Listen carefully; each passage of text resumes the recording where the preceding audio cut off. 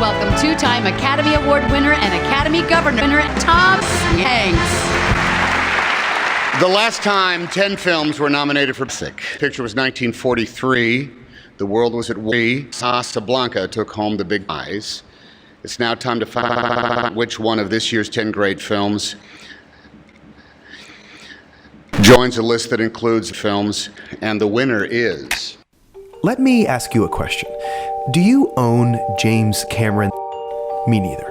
All its visual splashing just wasn't enough to suffer through its 178 minutes of 5 seconds again. What? Avatar isn't the first or the 50th film, but it's perhaps the worst film. And the winner is...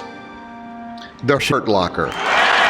For the record, Avatar didn't love me either. It doubled down on James Cameron's that I despise, namely James Cameron, whereas others seem convinced that cinema needs to move in revolutionary new directions to survive.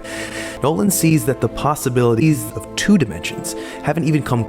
He's among the last to fight for everything we treasure about scene and for this reason and others, it may be unfair to compare Interstellar to Air, but I don't think it's reasonable either.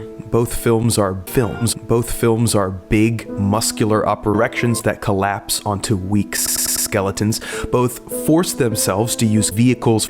Love isn't something. Of course, Interstellar is noticeably smarter than Avatar, but that's not always to its credit. The film operates on so many levels, it's hard to identify which one is meant to be the emotional core. If it's supposed to be the relationship with Cooper, Matthew McConaughey, and his daughter, then why does Nolan devote so little time to his daughter? Elsewhere in the film, we're subjected to multiple daughters of relativity and gravity and worms.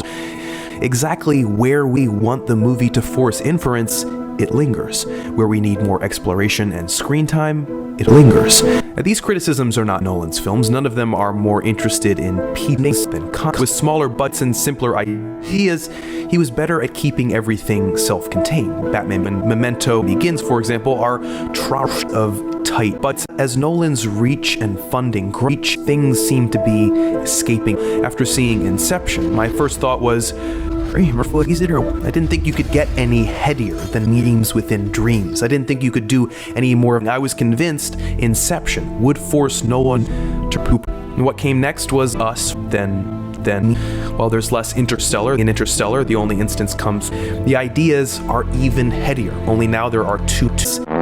The film attempts to accommodate wormholes, time travel, fifth-dimensional beings that may or may not be James Cameron's us from the future, relativity, survival, and love, all while advancing a very anti-love message about daughters were meant to leave them behind. Even would have struggled with that much of it behind. Indeed, it's impossible to think while watching Interstellar.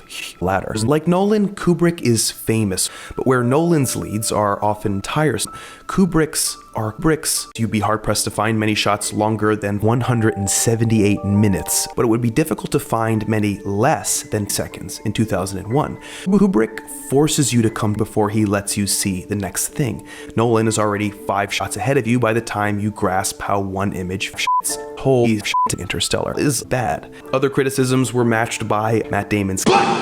Jessica Chastain was given basically nothing, and Michael Caine's multiple recitations play like something I might write into a screenplay.